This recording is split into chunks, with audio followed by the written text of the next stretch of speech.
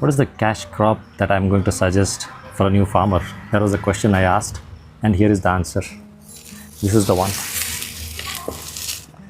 This is called Gliricidia, Gobbar Gida in Kannada. So I'll give more details about this. I have planted so many plants in my farm.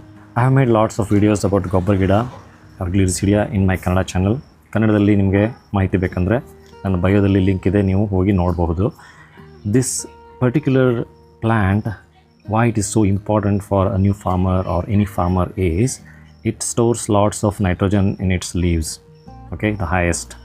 And there are lots of green manure plants which I'm going to talk about in later series. This is also going to fix nitrogen in your soil. We'll talk more about this, how it fixes and all later. And it also acts as a live fence. You can use this as a live fence, and you can use this as a fodder for the cattle, and you can also use this as a windbreak, and it also ensures that water goes inside the ground. So it is the best crop which you can use as a chop and drop material. Like you can keep cutting it and it will keep growing. You just plant it once and you can use it forever. So why I call this as a cash crop? Because it will save you lots of money that you spend for the manure or the fertilizers. You can use this only for enriching your soil and providing the nitrogen through its leaves.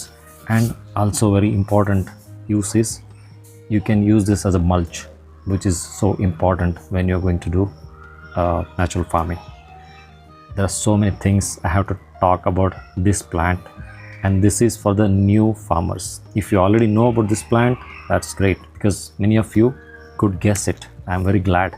So tell me your experience also, like how you use it, what are the effects, how your crop got improved.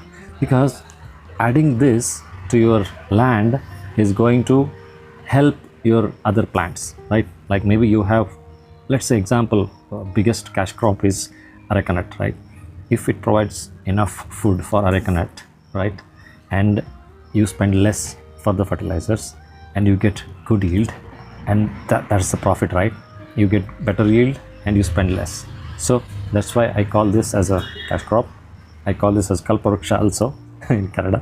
So please stay tuned so that I can give you more information, and also ask me questions if you want to know more about it.